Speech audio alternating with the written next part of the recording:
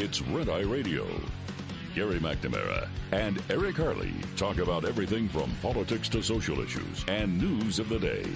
Whether you're up late or you're just starting your day, welcome to the show. From the Uniden America Studios, this is Red Eye Radio.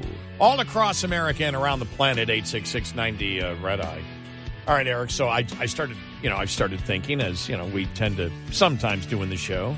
We think, what is it, 70% of the time is the effort that we put in, according to Deep Voice Guy. On the high end, yeah. Yeah, and so the entire, story that really hit this past weekend, number of news outlets about concert tickets and sports tickets and how the IRS wants to, find out if you're selling your tickets on a secondary market and make sure they get a cut of any profit that you make if you sell it for a profit, and the problems that will cause and how many people will be affected by it. The prediction, 44 million people will be sent the 1099-K on this. We also extrapolated this new law out that the Democrats passed, by the way, that would also hit all the different apps out there. Right. All the different platform apps, and could affect, everything from babysitting to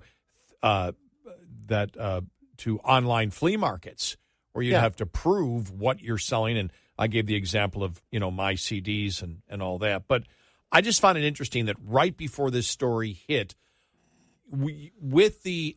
because we've already talked about the apps before. That's been a story before, because this has been law all this year. But it's just the focus on the concert tickets and the sports tickets seemed to hit here in the last couple of days.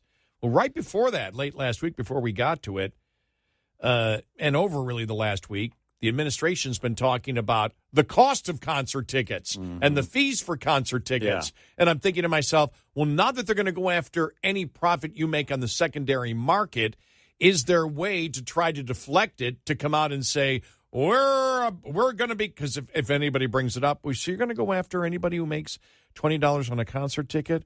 Well, people need to pay their taxes, but the most important thing is we at the White House here are trying to get rid of those fees for the tickets out there, because those fees are unreasonable. Concert tickets are too much. President tweeted out just a couple of days ago, concert tickets are hard enough to get. You shouldn't have to pay surprise service fees on top of that. Mm-hmm. Well, they're not surprises because they're listed. You're going to pay it. Yeah. It's not like new. Right. Maybe if you were talking 15 years ago, it might be new, but it's not new now. Mm-hmm. My administration is working to crack down on those junk fees. And I just wondered, is it just a coincidence, or do the two relate? Oh, no. I think it's all part of one big thing. You got to build enough pushback. Well, we shouldn't be paying that, and blah, blah, blah, blah, blah. And also, I mean, how do you sell this idea of the because they use the enormous prices of Taylor Swift tickets. Remember when that hit? Mm-hmm. And Congress stopped everything and decided they had to go to work and fix it. Does that include subsidizing people for their ticket purchases? Right, exactly. A family of four should be able to afford $48,000 for Taylor Swift. But you build the idea of, look at all the money flowing. Oh, yeah. Hey, the IRS is going to do something about that. Good. Yeah, wait till you get your 1099-K at the end of January. They should call it a special K. Yeah, since the Taylor Swift, and like I said, I'd rather hear about Kaepernick than Taylor Swift right now. But I just don't care, and I don't understand the country's obsession with her at all. I don't understand music or looks or anything. I don't get it. It just is completely foreign to me. I'm like, all right. Has anybody put together, how they mesh the names of a couple?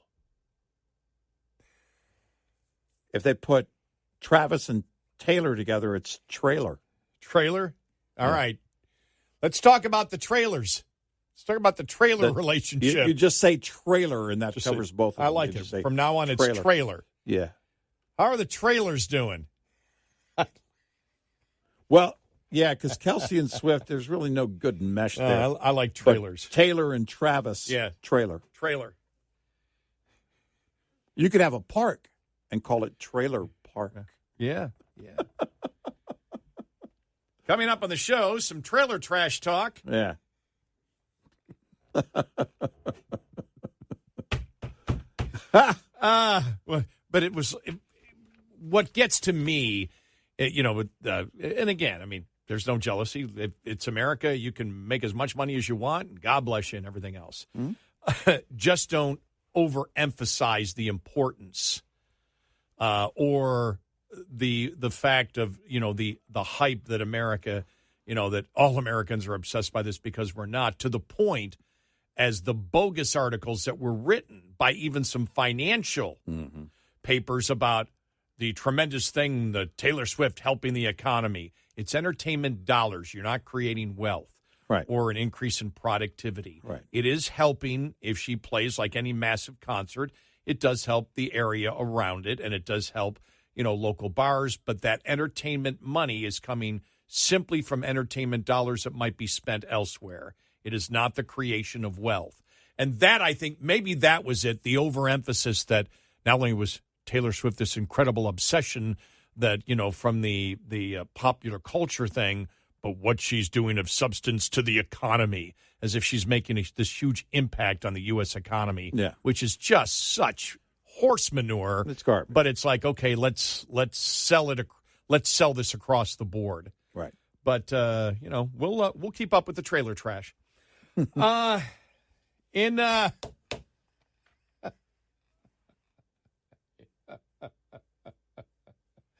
bless him. I hope that they get married, and I hope they have many kids, and she writes 100 songs after the divorce. Or just write some, talking smack songs about the kids. The new Taylor Swift song, Kids Suck. I'd buy that album.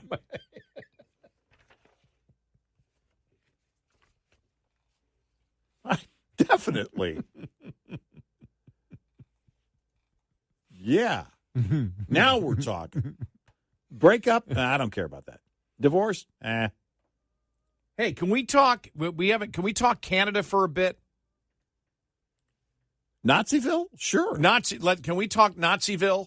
Let's talk Canada for a bit. Right. Why not? This is.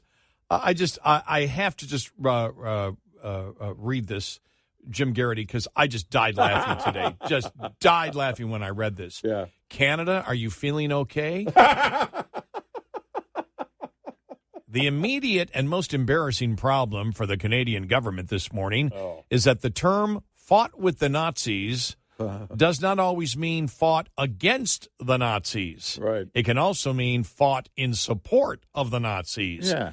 If you're going to invite a 98-year-old Ukrainian veteran of World War II to a session of Canada's parliament during a visit by the Ukrainian President Zelensky, you had better make darn sure you knew which side he was on. Yeah. Alas, Canadian Speaker of the House, Anthony Rota, did not do that and managed to lead the Canadian House of Commons Friday in a standing ovation for a man who fought in the Volunteer 1st Ukrainian Division, which was also known as the 14th Waffen Grenadier Division of the SS, referred to and considered part of Germany's Nazi war machine. Right. And then he quotes from the Canadian Speaker. We have here in the chamber today a Ukrainian-Canadian veteran from the Second World War who fought for Ukrainian independence against the Russians and continued to support the troops even today at age 98. Everyone in the Commons rose to their feet in applause as the Speaker spoke. Oh, my gosh. I am very proud to say that he is from North Bay. He is a Ukrainian hero, a Canadian hero, and we thank him for all of his service. Oh, my gosh. And then this is the part I love the most. As those of you who have cracked a history book know, As messy, bloody, and complicated as the history of Southeastern Europe is, the side that was fighting against Russia in World War II was the Nazis.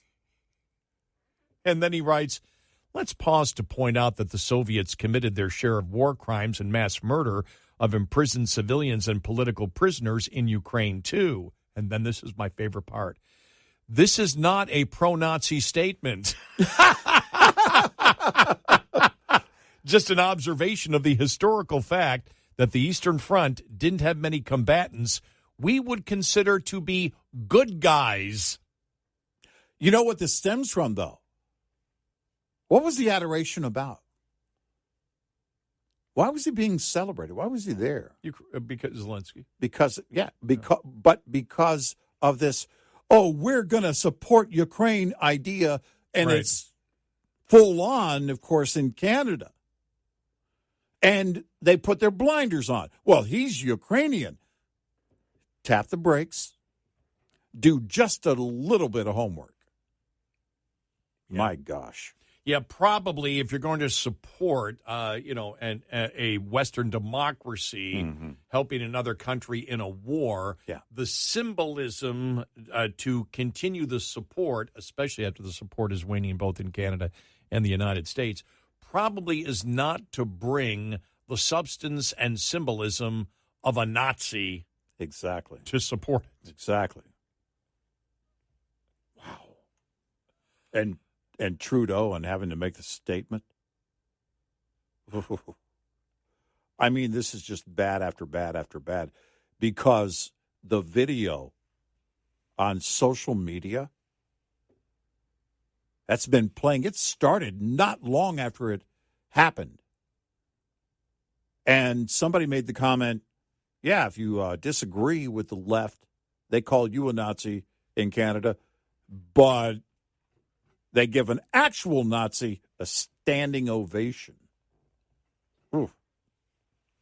The Ukrainian delegation and Prime Minister Justin Trudeau's office, upon learning the facts, apologized and insisted the invitation was not cleared with them. I didn't do it. Wow. Reminds me of the Norm Macdonald joke that he did on Letterman. The problem, he goes, the country I have a problem with is Germany. Because back in World War I, Germany went to war. Who did they go to war with? The world. And then sometime later, they went to war again. And once again, who did they go to war with? The world. How did they not? Because battled against Russia was the biggest red flag. Yeah. Yep, that would have been the first thing. Yeah. No one in that step of events that led to that does it show their even asked the question. Does it? Let me ask you this: does it show their youth that they didn't even realize that? Because that's the first thing I would have hit. First thing I would have said. Excuse me, you Ukrainian or Russian fighting against Ukrainian. Excuse me, fighting against Russia in Germany, fighting against Russia. There's a Nazi, right? You need to vet this person, right? The Nazis were fighting. I want to make sure. Now that's my age. They're 20 years younger. Well, I'm only 10 years younger, and it was a red flag for me. Okay. Well, I mean, I don't know. I can't answer your question, but yeah. Well, okay, but the fact is you're also educated on it. Do they teach this history, or is all history now been perverted to Canadian students where they didn't even know this? It is a very legitimate question because it is mind-boggling how you couldn't know about that part. That wouldn't be the red flag to say, hey, maybe we look into, where this guy stood. He was battling Russia in World War II. And as he also writes, he goes, as if the embarrassment wasn't bad enough, Canada just handed Russia more easy fodder for propaganda that the Ukrainians are the real Nazis. Yeah, exactly. Oh, my gosh. So, yeah, that's... And the Canadians are celebrating the Yep. Nazis. Look at them and the video over and over again. You just created massive propaganda for the people that are the experts in propaganda. But there is a poll out there you saw last week in Canada. We never got to this story either. Thousands, tens of thousands marching against the radical transgender movement. Oh, wow, yeah. Yeah. And Trudeau was going crazy. Every sort of name. Yeah. What do the people of Canada think about that radical which, again, has gotten to the point, remember the father that was jailed for saying, no, I'm not going to tell I forgot which one, my son, he's my daughter. Right. Not going to do that. You go to jail for contempt of court. Right. And, of course, Jordan Peterson and Jordan everything Peterson, going on with him. And so where do Canadians stand? You might be surprised. 866-90-RED-EYE. This morning's USDA Farm Report is brought to you by House Products. Tested, trusted, guaranteed since 1920. Agriculture Secretary Tom Vilsack was Ag Secretary back in 2013 when there was a lengthy government shutdown. And I remember then the needless challenges and disruption that it caused. And Vilsack told reporters at the White House Monday it would be the same if we have another shutdown. We're looking at a significant disruption of the lives of millions of Americans. He said millions of mothers and children who depend on the USDA's Women, Infants, and Children's Nutrition Program would see those benefits stop almost immediately. The SNAP program would cut off after a month. And for farmers... Now is a time when farmers are harvesting their crops, and they're seeking marketing loans, which allow them and assist them in ensuring that they get a decent price for their crop. When we have a shutdown, Farm Service Agency offices in virtually every county of this country shut down, and those loans are not available. Which in some cases could cause some family farms to go out of business. Gary Crawford reporting for the U.S. Department of Agriculture. This report brought to you by Cenex Fuels and Lubes. Lines open for your calls. 866-90-RED-EYE on Red Eye Radio. It's Red Eye Radio. He's Eric Carly, and I'm Gary McNamara. Coming up on the bottom of the hour, we know now the impeachment inquiry on Thursday. We now know who the witnesses are going to be. One is familiar and a Democrat. The others may not be as familiar, but they are actually like more, investigator types. But no witnesses yet. These aren't witnesses. These are experts, to lay out the initial case or the probable cause against Joe Biden to continue the investigation. But the other Canadian story, a majority of Canadians reject their government's proposal that adults and children be allowed to freely switch legal sexes, according to a new survey from the Angus Reid Institute. It was released on September 19, found that a clear majority of Canadians are opposed to adopting gender-neutral terminology, Canada's National Post reported. The poll found, and look at these numbers, 67% of respondents objected to the trend. That means they're talking about 67% of Canadians object to pronouns. Think about this. They've jailed people for not using the proper pronouns. They're attempting to destroy Jordan Peterson because of pronouns. 67% of respondents, Canadian citizens, objected to the trend, agreeing that it devalues female identity in society. Ooh. Moreover, 50% of women under age 34, generally the group most accepting, are against it. Wow.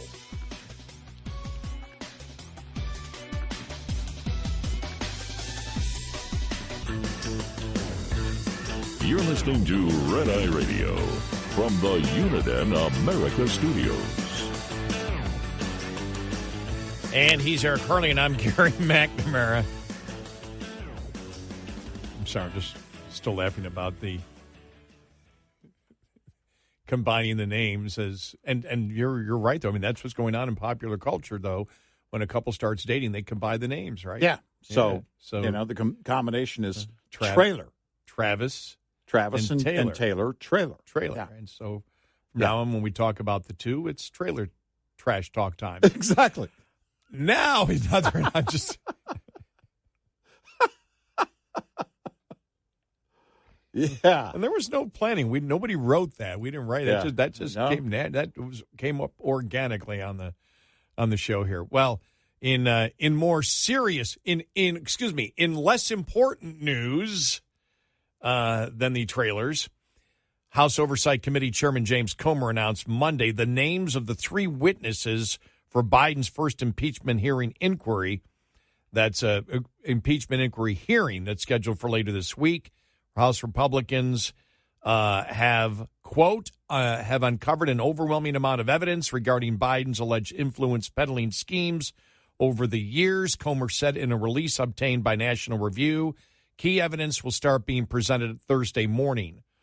Forensic accountant Bruce Dubinsky, the Justice Department Tax Division's former Assistant Attorney General Eileen O'Connor, and George Washington University law professor Jonathan Turley will testify as to whether Biden was involved in foreign business dealings with his son since beginning vice president in 2009. Mm-hmm.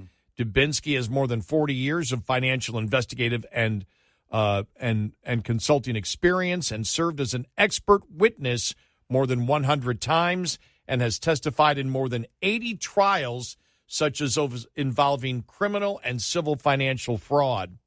O'Connor, and I've seen her, I forgot where I saw her in the last month. She had discussed everything going on.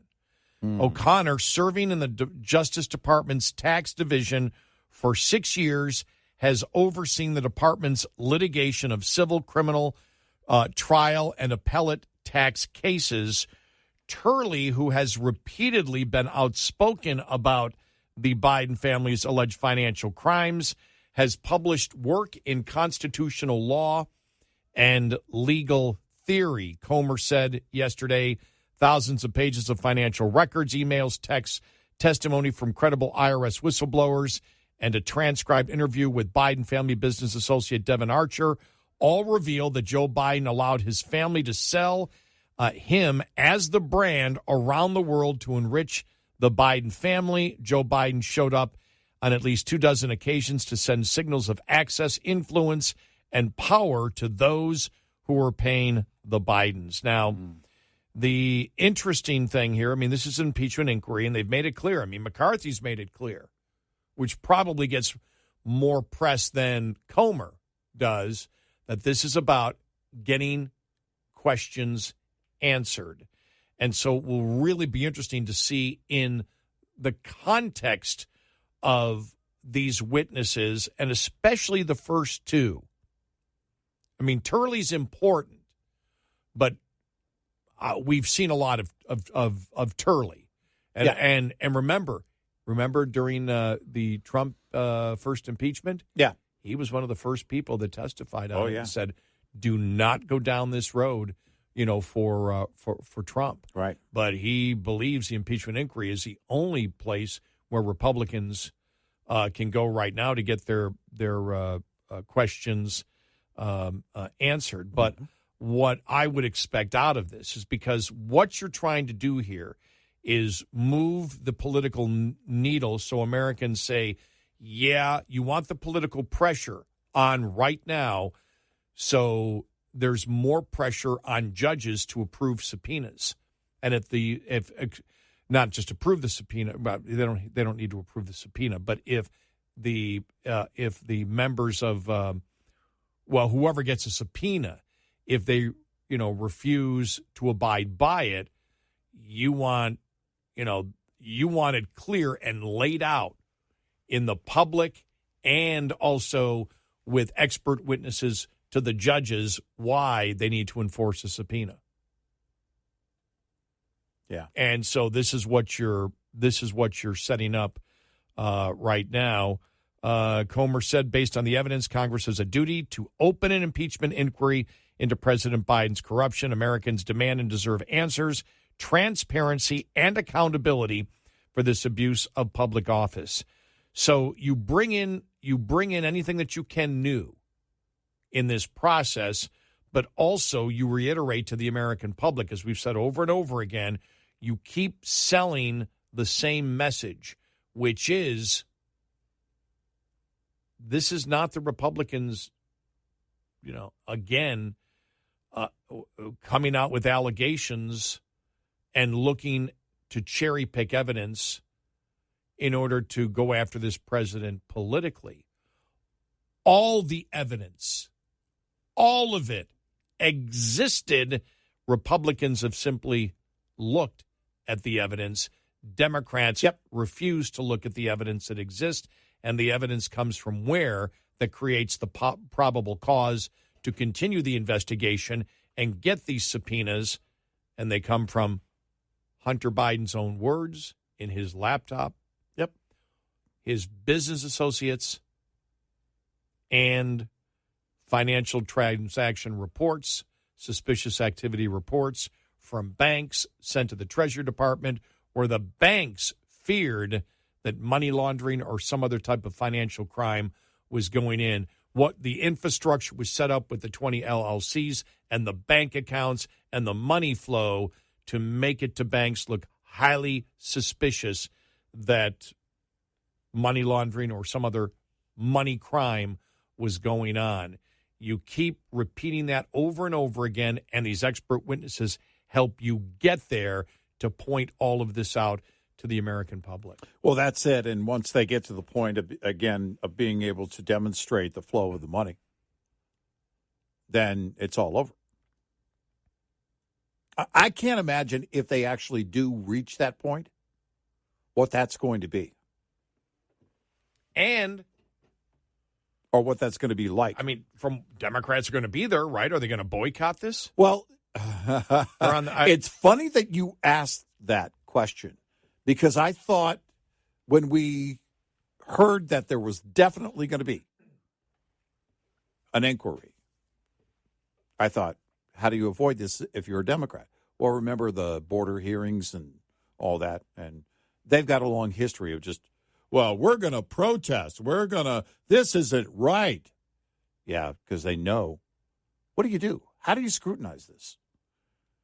When the evidence is the evidence, how do you scrutinize it? And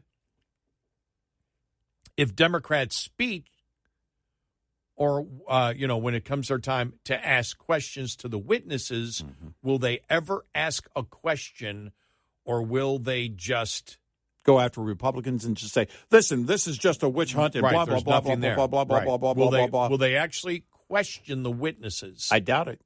I don't know how you can without, of course, what's his name? Goldman? Is he going to be asking any questions? Because he might throw it in favor of the Republicans, as he's done a couple of times. But how do you do that? Or how would they change the topic? How do you attack?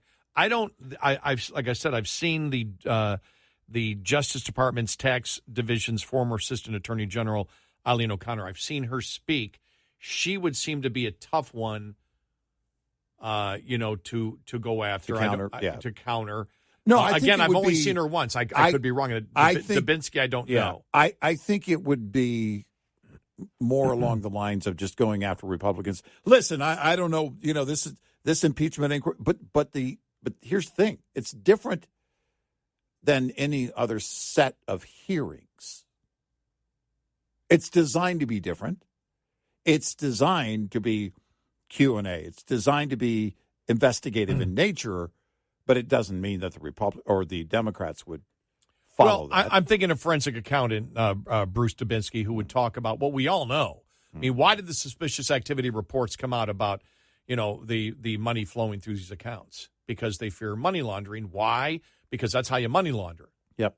For example, you have bank accounts and you have corporations that are set up. Now, and those financial institutions have they have the burden. They have a responsibility to file those SARs along the way. And basically say, otherwise, they can be accused of facilitating that. Exactly. But I can see a Democrat asking the question, Mr. Dubinsky, you've talked about that you believe that these bank accounts and these corporations are evidence. Are you saying that anybody, and I want this a yes or no answer, are you saying that anybody who has a bank account is then should be suspected of money laundering? Well, I cannot. No, it's a yes or no question. Yeah, right. Well, I can't answer it that way. I would have to say no if you have a bank account. That's it. Your bank account? No, that's it. Mm-hmm. That's what I would expect out of Democrats. Right. Yeah. Yeah, there might be some of that. Yeah, they don't want to get into the fact. Do you think any Democrat wants to argue that all of the different bank accounts and the 20 LLCs that all lead to Biden family members, tell me one of the Democrats that would be willing to take on the evidence as it exists and justify it, or argue with a forensic accountant or the Eileen O'Connor, the Justice Department Tax Division's former Assistant Attorney General. Right. With what's going on with the Hunter Biden case, as she probably will be looking at more than she will the actual thing. The forensic accountant I view as looking at the entire infrastructure of the money flow. Right. I would assume that the Justice Department Tax Division's former Assistant Attorney General will be looking into the questions that she'll be focused on. Will be the FBI investigation and the IRS investigation and the whistleblowers and whether it's commonplace, because she was one that came out and said it never happens. Never happens where you have felony charges like this for this kind of money that are ever just the statute of limitations are allowed to run out. That right there would be fishy. So now let's introduce what's been happening in recent weeks. Liberals writing pieces in the Washington Post that Joe Biden and Kamala Harris shouldn't run in 2024. I don't expect them to go full Jim Jordan, but how much political will, this is the question. No, it's a good point. How much political will, if you're a Democrat sitting up there, how much political will do you have to keep defending? Because you're essentially acting as the defense lawyer, de facto defense lawyer for Biden in this case. Now, they can still do it, but I'm just asking the question. How much political will is there in any one of them or as a collective to keep that going when I think the dam is already broken? Now, Democrats plan to call their own witness on Thursday afternoon, Senator Menendez. Well, that's going to be gold. Okay, I'm making that up. I made that up. It's going to be gold bars. 866-90-RED-I. Get in touch with Red Eye Radio, toll free at 866-90-RED-I.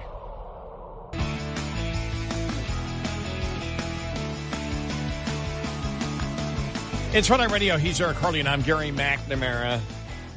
Oh, man, sorry to hear the passing of the great actor David McCallum. I did not realize that he was 90. He passed away at the age of 90. Yeah. And he played, what was his nickname, Ducky? Ducky, the on medical CSI. examiner.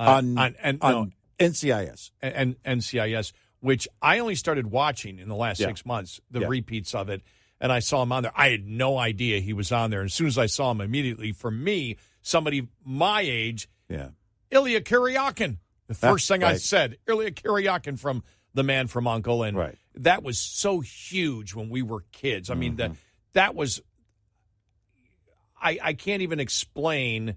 All right, it was almost Taylor Swift kind of height.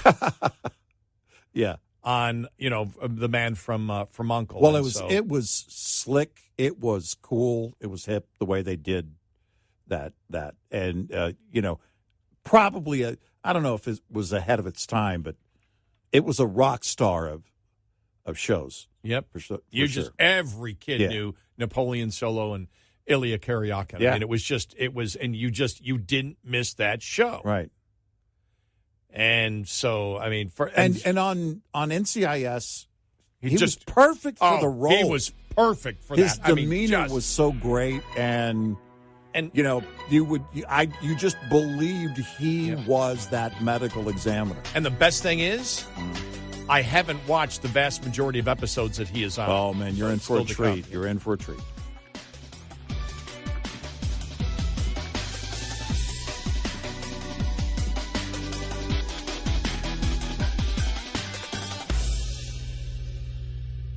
This is Red Eye Radio on Westwood One.